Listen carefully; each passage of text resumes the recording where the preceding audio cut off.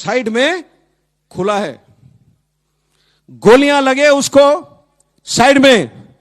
अगर आपने गोली नहीं देखा है आज तक तो मैं आपको बताता हूं। पेंसिल दिखाओ, अपना पेन दो। Very good. जो गोली का आगे वाला हिस्सा होता है इतना ही होता है और इतना ही पतला होता है। जब गोली लगता है बंदे को और बंदा पड़ा हुआ दिखता है आपको, अगर आप खोजोगे कई बार आपको गोली के निशान नजर नहीं आएंगे। लेकिन प्रॉब्लम क्या है, जब गोली 2 या 3 लगते हैं एक साथ, शरीर से सीधी लाइन में नहीं गुजरते हैं। गुजरता ना सीधा चाहिए लेकिन टेढ़ा मेढ़ा जाता है शरीर के अंदर। अगर आपका किस्मत खराब है, 2 गोली अगर शरीर के अंदर आपके टकराते हैं तो 2 गोली 4 टुकड़े में हो जाएंगे या 6। अगर आपका किस्मत ज्यादा खराब है और उसमें से कोई टुकड़ा आपके किसी हड्डी को लगता है तो हड्डी का भी एक पीस निकल आता है। अब ये 7 या 8 पीस सफर करते हैं शरीर के अंदर से। तो जो 3 छोटे छेद यहां पर होते हैं, जब यहां से निकलता है तो बड़े बॉल के छेद में निकलता है। इसीलिए उसके पेट के अंदर के हिस्से को हमने पॉलिथीन में पैक करके भेजा हेलीकॉप्टर में। सबसे ज्यादा चोट उसको ऊपर आया छाती में। जब पैर में गोली लगा होगा तो वो गिरा है। अब पहाड़ी में 20 मीटर 25 मीटर कितना नीचे गिरा है वो तो कोई नहीं जानता है। लेकिन जब गिरा है तो उसका छाती किसी बड़े पत्थर के नुकीली चोट पर पड़ा है और यहां उसे चोट आई। तो जो लोहे का प्लेट है वो दबाता है जो फेफड़े, जो रिब्स है। तो उसके 5 रिब्स टूटे हुए थे और 5 रिब जब टूटते हैं तो अंदर की तरफ टूटते हैं। तो उसका जो बाएं वाला फेफड़ा था उसमें 5 जगह पर छेद हो गया और जो लंग था लेफ्ट साइड वाला उसमें बॉडी फ्लूइड और ब्लड पूरा भर गया था। ये उसके चोट थे। जब नर्स ने ये मुझे बयान किया तो मैंने नर्स से सीधा सवाल पूछा, क्या बंदा बचेगा?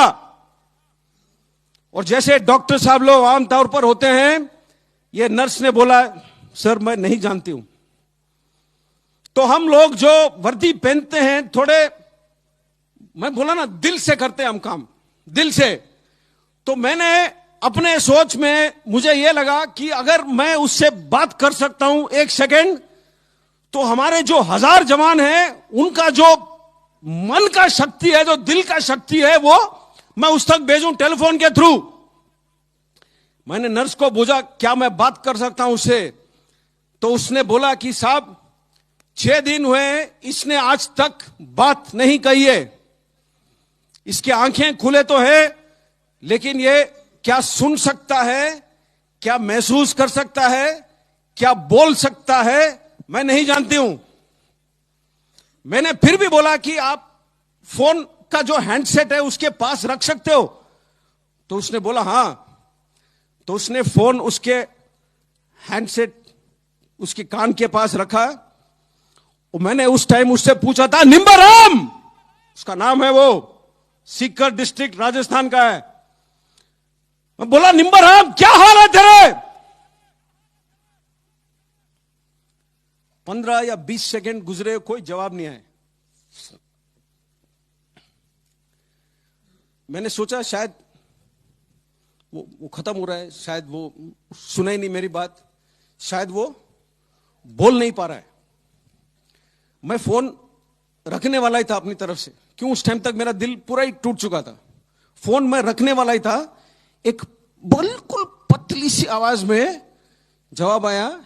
इतना चोट खाने के बाद बिस्तरे पे पड़ा हुआ है जवान, पतला सा आवाज में बोलता है मेरे से कि साहब पेट में थोड़ी सी तकलीफ है।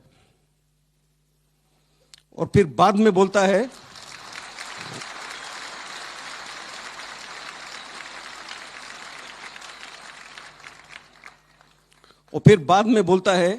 साहब मैं तो ठीक हूं, अपने पलटन के बाकी बंदे कैसे हैं?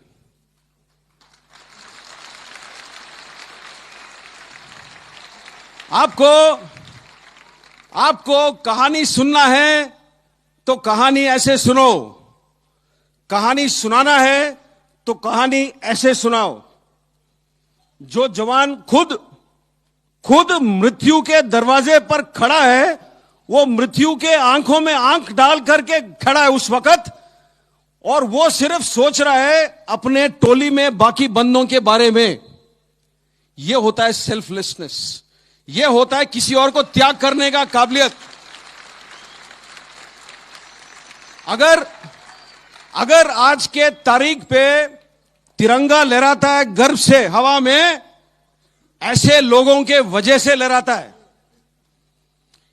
यही वो सांस है जिससे ये देश जीता है, और इसी जवानों के वजह से मैं हमेशा कहता हूं, मुझे 5000 जन्म दे दो, मैं दोबारा यही वर्दी पहनूंगा।